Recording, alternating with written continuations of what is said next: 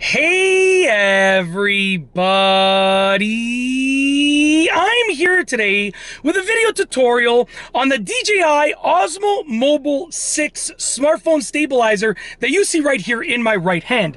This will be a gimbal modes tutorial, so a tutorial on all of the gimbal modes, and these will be easy instructions for how to use them, how to switch between them, and what do they mean. So essentially, this video once again is about the Osmo Mobile 6. This will be a gimbal modes tutorial, and it will be packed with easy instructions. Let's get right into this video after that super long, ridiculous intro. Okay, so essentially, there are different modes. There are essentially four different gimbal modes with the Osmo Mobile 6. I'm going to open it up and I'll show you what they are. So as you can see right here, I don't have a phone on here. It's over to the side, but you don't need to use the phone. Actually, you do. You know what? I thought I'd be able to get away with it without putting the phone on there, but you know what? You need to have a phone on there to switch between the gimbal modes. So I'm going to give it a second to register the phone over here. There we go. So the phone is sort of connected and working, and you have this white light here. Now, essentially, to switch between the gimbal modes, you press the M button. You got the first mode, and I'll explain these in a moment. You got the first mode over here. You got the second mode over here. The third mode right here. And the fourth mode right there. Press it again, you go back to the first mode. So essentially the first mode is the follow mode, and the follow mode is, I'll tell you what it's best for instead of explaining. You know, I didn't make this, so I don't know the specifics about the dynamics of it, but I'll tell you what it works well for. Follow mode is essentially good. It's going to be good for up and down shots. So if you're moving it up and down, it's going to be good for that. Your follow mode, your first mode right there, is going to be good for that. If you're going up and down, essentially, you can see I can go up and down, and it's going to be buttery smooth like this. Okay, very simple. If I press it again, that brings it to the second mode.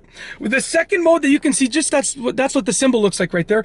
The second mode is actually going to be the tilt locked mode. The tilt locked mode is going to be good for sideways, horizontal panning. So you want to go horizontally, that's going to be good for that. So you're doing a horizontal shot, you're moving it horizontally, that's going to be good for that, okay? The third one, when you click this again, that's going to be your FPV mode, which is going to be your first-person perspective, first-person view type of mode. And that's good if you are using a dynamic shot. So like, for instance, you're going up, down, left, right. You don't know exactly what it's going to look like. That's good for that. You know, let's say you're skateboarding and you're doing tricks and you're holding this while you skateboard or snowboarding. That's going to be what you're going to use it for. First person. You're bringing it with you in all directions, okay?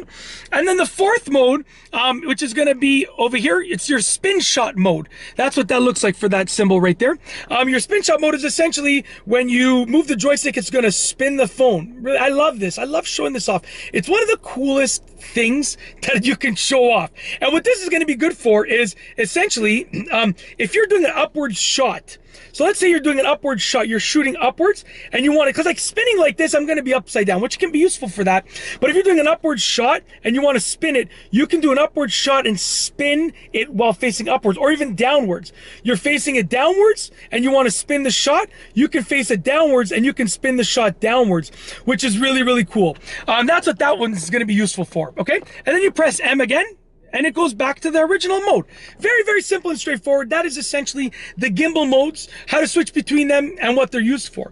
And that's it. If you like this video tutorial, please, I just turned off the gimbal. That's what that beeping was. I do apologize. But if you like the video tutorial, please be sure to give it a thumbs up. Let me know what you think down below as a comment. And of course, be sure to subscribe for more great videos just like this one. And that's all I have for you today.